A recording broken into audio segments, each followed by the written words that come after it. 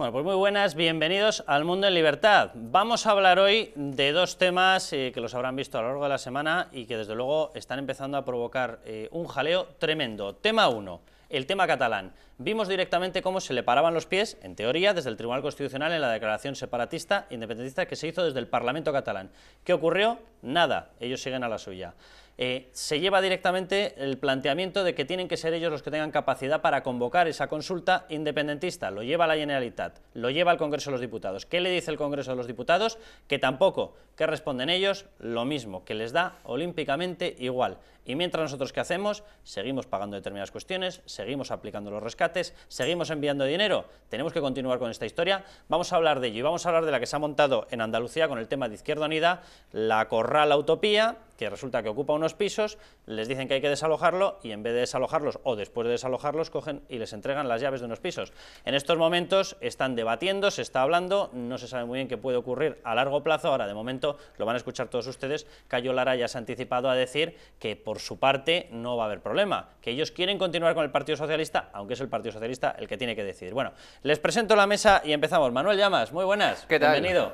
Igualmente, un placer. Lucía Méndez, ¿cómo estás? Hola, Carlos, buenos Luis días. del Pino, muy buenas. Muy buenos días. Y Pedro Cuartango, bienvenido. ¿Qué tal, Carlos? Vamos a ver algunos de los vídeos que hemos preparado. Atención a cómo exponían las tesis separatistas en el Congreso de los Diputados, en concreto una de las representantes de RC, Marta Rovira. Atención a cómo lo explica, atención a su dicción.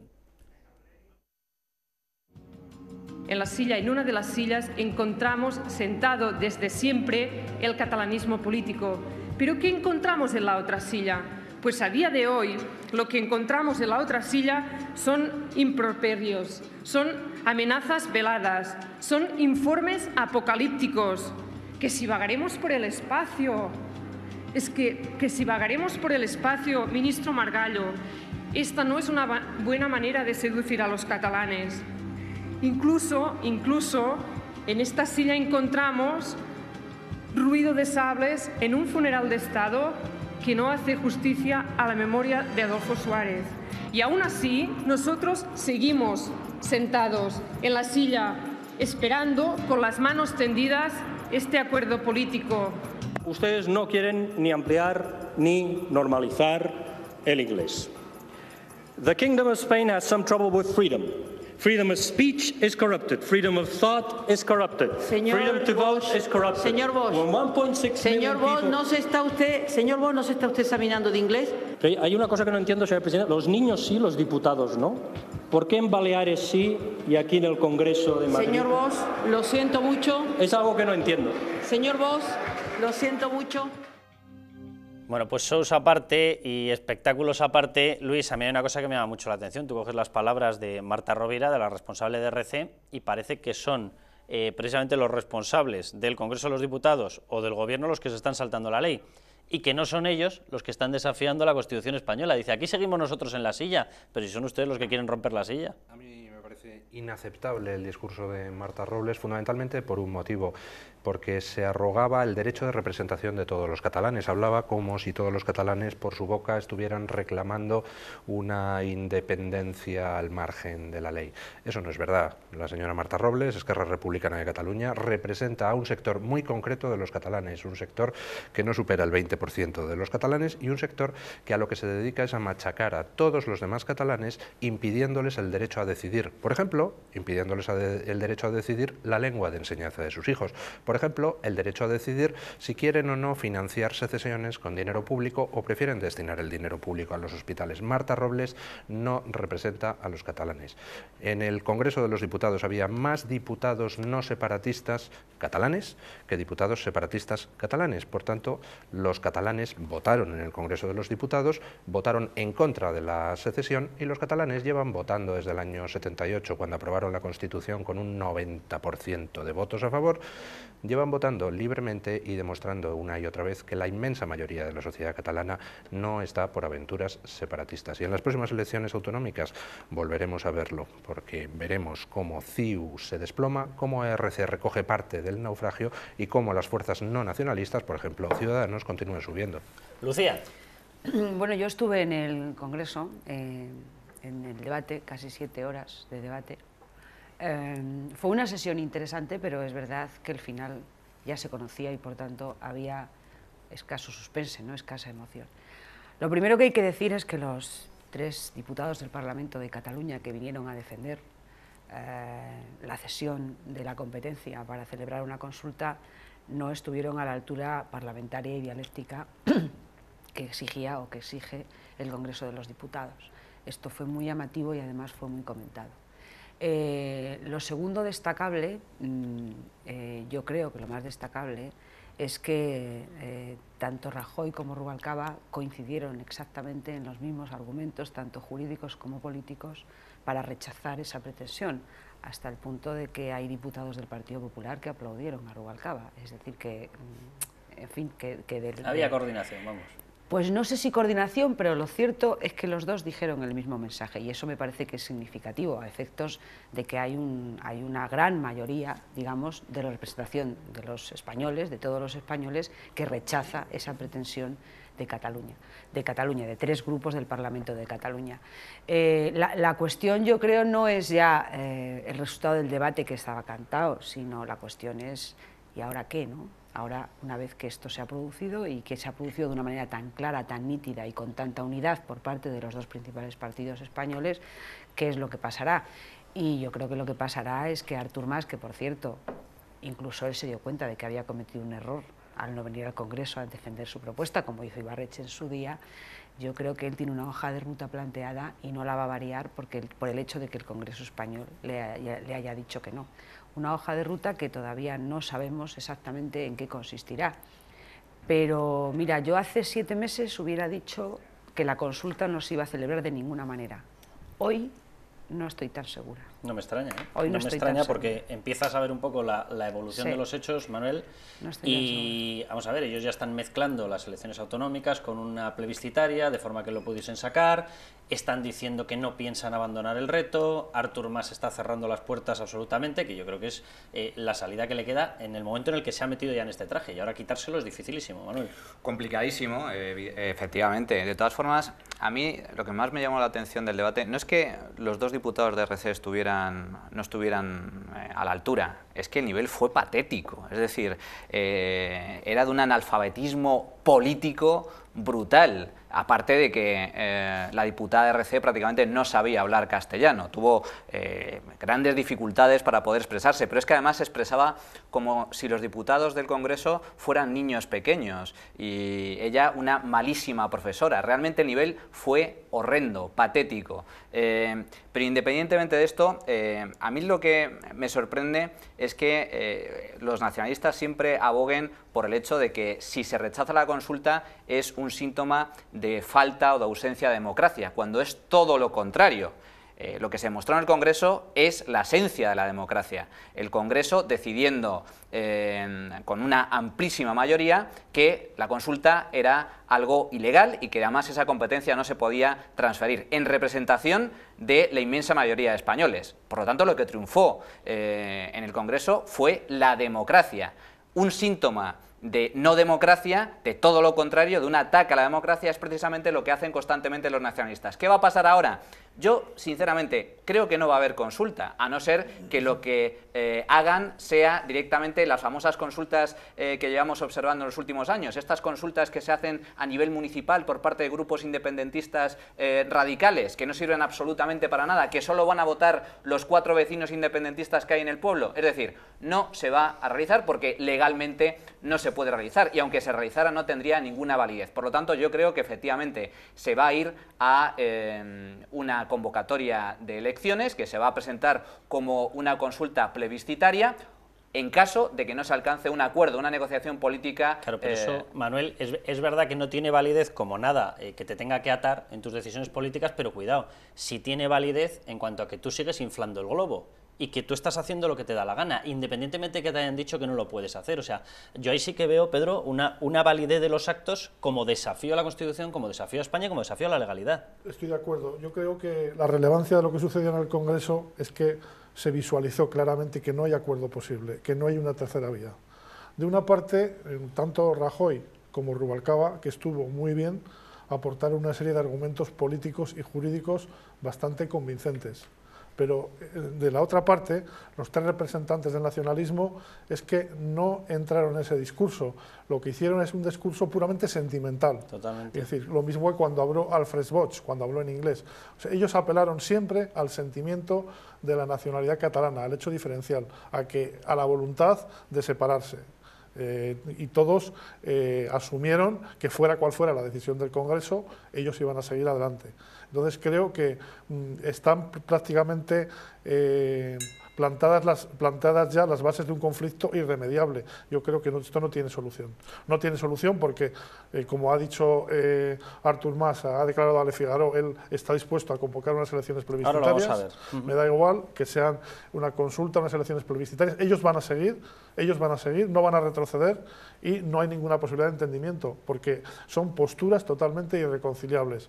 Entonces, yo creo que la situación es altamente preocupante porque el problema es que no se vislumbra una salida. Yo no creo en lo que ha planteado Duran Lleida, la posibilidad de una negociación con una modificación de una disposición adicional de la Constitución. Me parece sencillamente inviable eso y yo creo que lo que estamos viendo ahora son dos posturas irreductibles en las que no existe ninguna posibilidad de acuerdo. Claro, y fijémonos, porque lo decías, Pedro, vamos a escucharle al jefe de Duran Lleida, a Artur Mas, que no deja de ser su jefe en el fondo.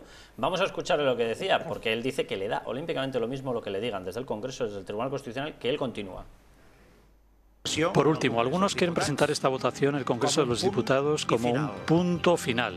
Y como presidente de Cataluña y dirigiéndome al pueblo de Cataluña, pero también al conjunto de España, incluso al extranjero, como presidente de Cataluña yo les digo que esto no es un punto final. La votación de hoy del Congreso, por dolorosa que haya sido y prevista, no deseada por nuestra parte, nos habría gustado pues, que se tramitara la propuesta y poder llegar a estos acuerdos que decía. A pesar de esto, no es un punto final, es un punto y aparte, y a partir de aquí, a partir de este no doloroso, las instituciones catalanas buscarán la construcción de marcos legales, que de haberlos, haylos. Pues más clarito, agua, Luis. Claro, y a mí hay una cosa que me llama mucho la atención. Él lo dice, vamos a seguir construyendo marcos legales para hacer lo que nos dé la gana. Estos señores están rescatados con un auténtico dineral. Es evidente que las posturas son absolutamente irreconciliables. Entonces, ¿tenemos que continuar por esta senda en estos momentos o más? ¿Tenemos que ir a lo que están hablando ya de reformar la financiación autonómica, que había que hacerlo, pero con una consigna, que es albergar la singularidad catalana? El resto que somos, si no somos singulares. No, o sea, yo creo que lo que no podemos es ser ingenuos. Hay un gobierno con mayoría absoluta en Madrid. Antes había un gobierno, el del señor Zapatero, que tenía amplios apoyos. Ambos gobiernos tenían o tienen, en el caso del PP, en su mano el cortar la deriva separatista de manera muy fácil, especialmente en estas circunstancias de crisis donde el gobierno de Madrid tiene el control del grifo del dinero y sin embargo no se está cortando esa deriva separatista. Por tanto, es que el gobierno de Madrid quiere que esa deriva separatista continúe. No podemos pensar, porque sería falso, que existe una especie de enfrentamiento entre los nacionalistas liderados por Artur Mas y RC por un lado y el Partido Popular y el Partido Socialista por otro. No es así. Todos están en lo mismo, escenificando un proceso en el cual de lo que se trata es de ver hasta dónde se puede tensar la cuerda ante la opinión pública. Y decía don Pedro García Cuartango antes que no hay una tercera vía. Sí, hay tres vías en estos momentos. Por un lado, la vía independentista directa, que consistiría en ir a la separación mediante referéndum. Por otro lado, si eso no cuela y difícilmente puede colar con este marco legal que tenemos, ir a una vía de reforma del título octavo de la Constitución sin consultar a los españoles por consenso de PP y PSOE, y si eso tampoco cuela porque la opinión pública no lo acepta, entonces iríamos a una vía de reforma de la financiación para seguir dando dinero al separatismo. Yo creo que la sociedad española tiene que plantarse ya ante su clase política y decir, señores, aquí hace falta cumplir la Constitución, no reformarla. Y si se quiere reformarla hay que hacer justo la reforma contraria, ir a una desaparición de las comunidades autónomas como entes legislativos y dejarlas únicamente como entes de gestión, con un solo Parlamento, una sola ley para todo el territorio nacional y mismos derechos y obligaciones de los españoles en todas partes. Pedro. Es inviable, Luis. Ojalá hubiera una solución política, pero ya es demasiado tarde. Se ha creado una dinámica en Cataluña, se ha creado una ola de la que es imposible ya bajar. Los nacionalistas han cruzado el Rubicón, ya no pueden dar marcha atrás. Es decir, o la independencia o todo o nada. Yo creo que son muy difíciles las fórmulas intermedias y, por supuesto, ahora mismo yo creo que es imposible aplicar el artículo 155 de la Constitución. También veo muy difícil soluciones drásticas como cortarles la financiación y otro tipo de soluciones que alentaran, que permitieran al nacionalismo catalán acentuar su victimismo. Soy muy pesimista, o sea, soy consciente de que lo que estoy diciendo al final te lleva a una especie de callejón sin salida, pero creo sinceramente que es muy difícil encontrar acuerdos porque son dos posiciones totalmente irreconciliables y porque cualquier cosa que haga el gobierno de la nación va a ser interpretada allí, va a ser vuelta contra las autoridades y lo que va a hacer es todavía atizar más el fuego. Fíjate, Pedro, yo creo que comparto parte de lo que estás diciendo, que yo tengo la tesis de, puesto que ellos van a utilizar el victimismo sí o sí, puesto que ellos van a incrementar la apuesta soberanista sí o sí, por lo menos juguemos la baza que nos queda. Y la baza que nos queda es condicionar determinados ingresos, controlar el sistema educativo con el cual ellos están inoculando las tesis nacionalistas, a mirar a ver qué es lo que está pasando con las subvenciones a medios públicos y demás, y controlarlo todo eso, pero no por un afán de controlarlo, sino sencilla y llanamente porque ellos están recurriendo a planes de rescate pagados por todo el resto de españoles, precisamente por el agujero que les provoca esas partidas. Entonces, puesto que es un callejón sin salida, que puede serlo, juguemos todas las bazas. O sea, no nos quedemos sin jugar todas las bazas diciendo es un callejón sin salida, porque entonces será cuando seguro que llegamos al desastre. Que no quiero monopolizar el debate porque hay otras personas que deben hablar, pero el problema de recortar la financiación es que podría producirse un colapso financiero en Cataluña y por lo tanto un conflicto social de dimensiones incalculables. Esa vía tiene ciertos peligros que yo creo que habría que pensárselo antes de ponerla en marcha. Pero bueno, yo más que de recortar, de lo que hablo es de que quien dirige y asigna esos recursos sea el gobierno nacional, no ellos, con lo cual el servicio lo tienes garantizado. O sea, no recortas sanidad, no recortas educación, pero lo que sí que haces es controlar en qué se está gastando. A mí me da la sensación, seguramente me equivoqué, pero creo que no va a llegar la sangre al río. Hay que tener muy en cuenta de dónde parte este conflicto. El órdago secesionista, el órdago independentista, se lanza por parte de Artur Mas en el momento en el que Mariano Rajoy dice no al pacto fiscal. El pacto fiscal no es ni más ni menos que crear un tercer fuero en España, tras el de País Vasco y el de Navarra. Ese no es el que desencadena el órdago. Y yo esto lo veo como una partida de póker. Es un órdago que tiene grandes riesgos, pero a ver hasta dónde llegamos. Y ahora lo que se está planteando por parte de algunos dirigentes de CiU, entre ellos el propio Durán, es cambiar la Constitución. También el Partido Socialista apoya esa reforma constitucional para crear un Estado federal asimétrico, es decir, darle lo que al principio reclamaba Artur Mas, que es ni más ni menos que el pacto fiscal. Y a mí me da la sensación de que se va a llegar a ese punto intermedio. ¿Por qué? Porque lo contrario, es decir, una declaración unilateral de independencia saltándose todos los marcos legales y constitucionales, independientemente de que sea legal o no, de los problemas financieros que ello podría conllevar, etcétera, es que es un suicidio político para los propios nacionalistas catalanes, no para RC, sino para CiU, es decir, es directamente servirle en bandeja la cabeza a los independentistas. Y yo creo que CiU, que lleva gobernando Cataluña 30 años, creo que va a ser muy contrario a esa postura. Pero Lucía, ¿ahora le frenaría el avance del independentismo el hecho de que se les dé el pacto fiscal? ¿O sería simplemente un escalón más y nos volvemos a ver las caras en 2 años? Es que ya no estamos en este escenario, Carlos. Claro. El asunto del pacto fiscal fue posible hace año y medio, hace 2 años, pero ahora ya los acontecimientos han evolucionado de tal forma que ya ni siquiera creo que ni el señor Artur Mas ni todos los que le apoyan se conformaran con un sistema de financiación que acabase con las dificultades que tiene de financiación la Generalitat de Cataluña. Yo creo que esto no es simplemente una partida, este es un problema muy grave al que se enfrenta España y al que se enfrenta Mariano Rajoy. Es decir, yo creo que ese es el problema más grave al que se enfrenta Mariano Rajoy y que no creo que para él sea un motivo de solaz ni de satisfacción ver en lo que se está convirtiendo esto, porque, oye, no habría ningún problema si este fuera un problema de las élites catalanas. Es que no lo es. Si como tú propones la solución, digamos, pudiera ser apretarle las tuercas en el tema del trasvase de dinero, pues eso, yo creo que eso empeoraría aún más la situación social y política de Cataluña. Yo creo que este es un tema que no tiene fácil solución, pero ni la que tú propones, ni la que propone el señor Mas, ni por supuesto la que proponen Rubalcaba y el señor Durán, que son personas bien intencionadas, que intentan buscar una tercera vía que, como dice Pedro, es imposible. Es decir, que, bueno, aparte de que es imposible, es que ellos no tienen los votos suficientes para provocar esa reforma de la Constitución. Tendrían que contar con el Partido Popular, que es el partido mayoritario, y el Partido Popular no parece dispuesto a abrir una reforma constitucional, aunque es evidente, y no solo por el tema de Cataluña, sino por otros temas, que la organización territorial del Estado está en crisis. Es evidente que el sistema que surgió de la Constitución ha hecho crisis, y es verdad que cada partido quiere reformarlo en un sentido, pero esto ya no se arregla con soluciones ni del Gobierno de la Nación ni de la Generalitat. Es decir, porque, ¿y los demás? ¿Y las demás comunidades? ¿Qué pasa? ¿Que no pueden decir nada? Las demás comunidades también que tendrán que decir algo en cuanto a la organización territorial del Estado. Es decir, que nadie tiene la solución para esto, nadie en este momento, esa es la verdad. Y creo que además este movimiento, el movimiento independentista de Cataluña, que como dice Pedro, está basado exclusivamente en las emociones y en los sentimientos, es un movimiento que es un fin en sí mismo. Es decir, que esto no se acaba ni aquí, ni dentro de un año, ni a lo mejor dentro de 10. Si es decir, seguramente dentro de 10 años seguiremos hablando sí, de esto. ¿Por qué? Porque es un fin en sí mismo que carece de un cauce político y legal para sus aspiraciones. Es evidente que carece de ese cauce, que el señor Mas no ha sido capaz de encauzar esas emociones, que yo creo que ese es su gran fracaso, no haber sido capaz de encauzar esa emoción que había en la calle y que la historia además le va a juzgar por eso.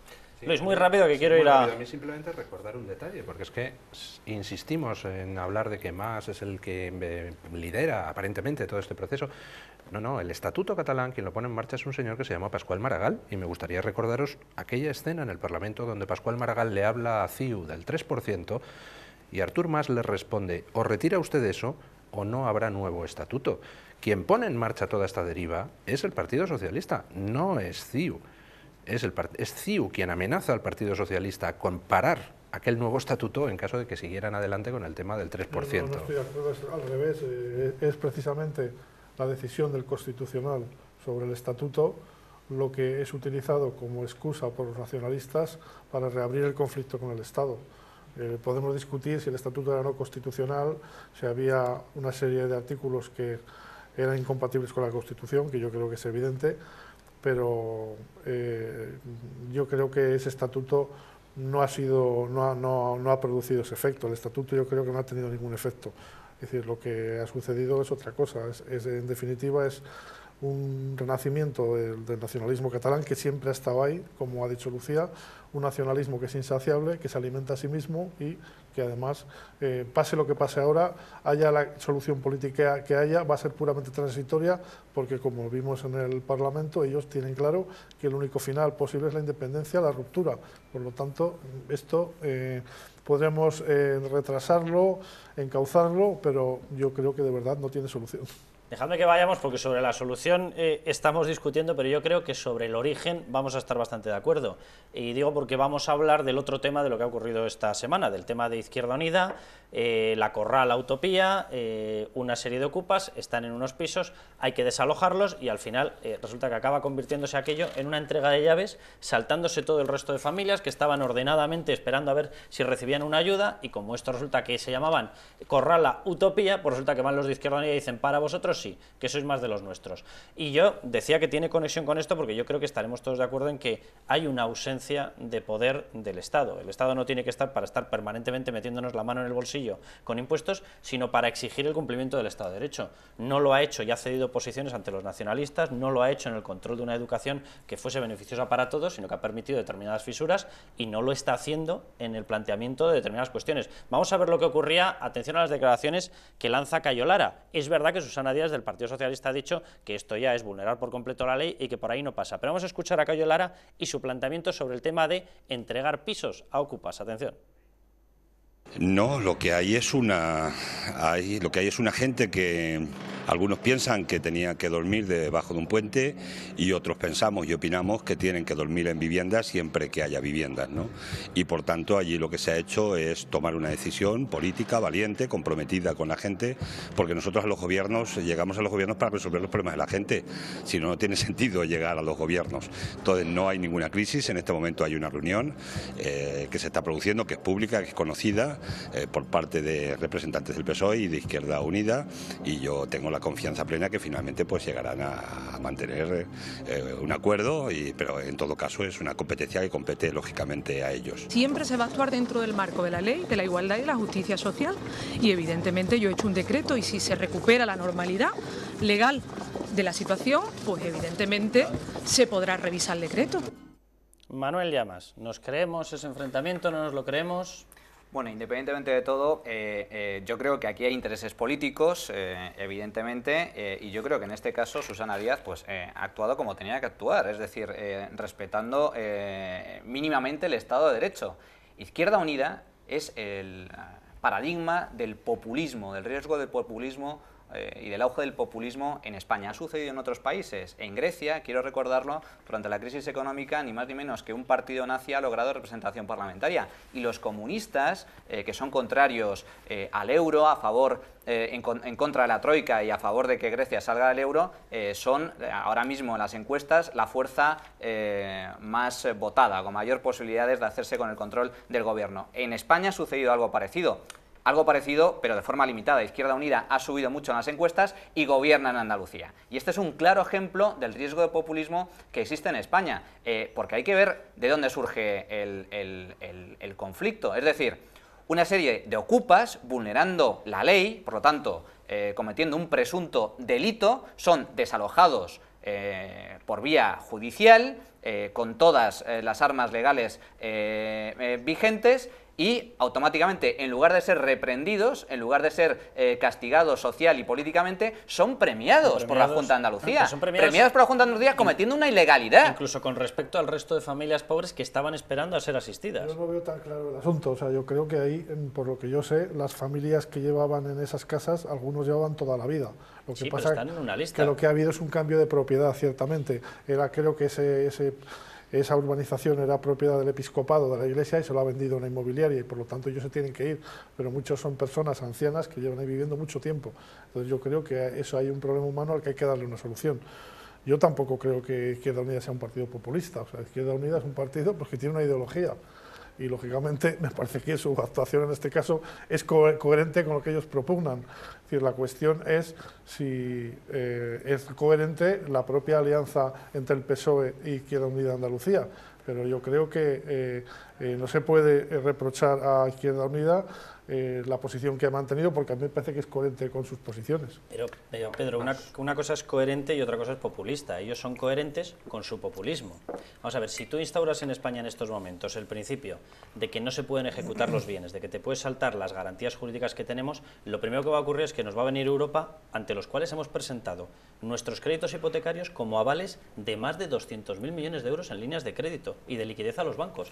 Si tú alteras ese título, automáticamente te viene Europa y te dice: usted es libre de hacer lo que quiera, sus títulos no valen para nada porque no tenemos ejecutabilidad, devuélvame los 200.000 millones. Hay situaciones sociales límite que no podemos ignorar. Yo he visto ahí ancianos, personas que tienen más de 70 años, que llevaban viviendo en esa casa y que hay que darles una solución. O sea, yo no sé, es posible que se haya vulnerado la legalidad, no lo sé, habría que estudiar detenidamente el tema, pero es decir, yo creo que se trataba de un caso de fuerza mayor. Yo no veo tan claro que haya que echarles a la calle a esas personas, porque hay unas listas de gente que también ha pedido viviendas. Yo creo que se trata de un caso de emergencia que había que solucionar. O sea, yo simplemente no quiero intervenir más, pero si provocamos la amenaza de que tengamos que devolver a prisa y corriendo 200.000 millones, esto no va a ser emergencia, esto va a ser de agarra la maleta y sal corriendo, porque quebramos el país en 5 minutos. Sí, en 5 minutos. Yo estoy de acuerdo con don Pedro en que estamos ante un drama humano terrible. Desde que ha empezado la crisis, muchísimas decenas de miles de familias han sido desahuciadas. Eso es una vergüenza que haya una cosa que se llama Banco Malo con una serie de pisos vacíos, es una vergüenza que todo eso se haya hecho con un sistema de cajas de ahorros que resulta resulta que estaban controladas por los políticos. Yo creo que hay que dar una solución a toda esa gente. Yo creo que no nos podemos permitir poner a personas de 70 años en la calle. Estoy completamente de acuerdo. Ahora, Izquierda Unida es uno de los menos indicados para decir nada ni para hacer nada, porque Izquierda Unida estaba en las cajas de ahorros cuando se concedían esos créditos hipotecarios. Izquierda Unida estaba en las cajas de ahorros cuando con el gobierno del señor Zapatero se hacían juzgados para desahucios express. Izquierda Unida estaba en las cajas de ahorros cuando se estafaba a ancianos con las preferentes. Izquierda Unida es parte del mismo sistema corrupto que nos ha llevado a esta situación de emergencia humana. ¿Por qué en Grecia ha surgido un partido como Syriza? Porque Syriza no estaba en el sistema. Syriza ha podido surgir como contrapunto al sistema. Quienes estaban en el sistema, Partido Socialista y Partido Comunista, se han hundido hasta casi la condición de extraparlamentarios. Izquierda Unida es parte del sistema que nos ha llevado a esta ruina y a tener ancianos en la calle. Hombre, Izquierda Unida tendrá su cuota aparte de responsabilidad, pero desde luego Izquierda Unida no dirigía las cajas, ni los bancos, ni las cajas de ahorro. Es decir, tenía su cuota de responsabilidad en el Consejo, la que sea, efectivamente, alguna tiene, pero desde luego no la mayor parte. Tendrá una cuota muy pequeña de la responsabilidad, porque había tendrían tres o cuatro representantes. Por cierto, en algunos casos como el de Madrid, al representante de Izquierda Unida en la Caja de Madrid se le ha expulsado de la coalición, porque, entre otras cosas porque está imputado. Pero que podrían haber denunciado lo que estaba ocurriendo. Eso era bien Carlos, sencillo. Es que con medio te valía. Yo no puedo considerar que se denomine populista o populismo a las personas que piensan como pienso yo, que es una auténtica vergüenza que se hayan rescatado las cajas y que echen a la gente, a ancianos y a niños de sus casas. Eso no es populismo, eso es justicia. Pues eso es una realidad sangrante en este país. Todos, No, ya, pero es que es una realidad sangrante en este país. Es decir, es una vergüenza que haya 2 millones de pisos vacíos y que haya personas a las que se les eche de su casa.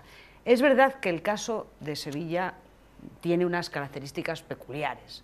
Es decir, que es verdad que yo creo que ahí se podía haber buscado una solución que no hubiera sido la de ir por las bravas, saltándose efectivamente la lista de espera de la gente que también necesitan, efectivamente, que también necesitan estaban en situación peor porque lo habían acreditado. Yo creo que ahí lo que se ha producido, lo que se está produciendo, que no sabemos con qué resultado, es una pugna política entre dos partidos que forman una coalición, que seguramente es una pugna que ha estallado con este tema de la colonia utopía, pero que podía haber estallado por cualquier otra cosa, porque, entre otras cosas, quien hizo el acuerdo del gobierno fue el anterior presidente Griñán, y creo que aquí, ante lo que estamos, al margen de que yo creo que esa gente necesita, o hubiera necesitado una solución, y seguramente se le va a dar, y se le podría haber dado sin necesidad de saltarse la ley, aquí ante lo que estamos es, primero, ante una presidenta que tiene que hacer valer su autoridad como presidenta, como es lógico, su autoridad política, primero porque a ella ni siquiera la han votado los andaluces, es decir, que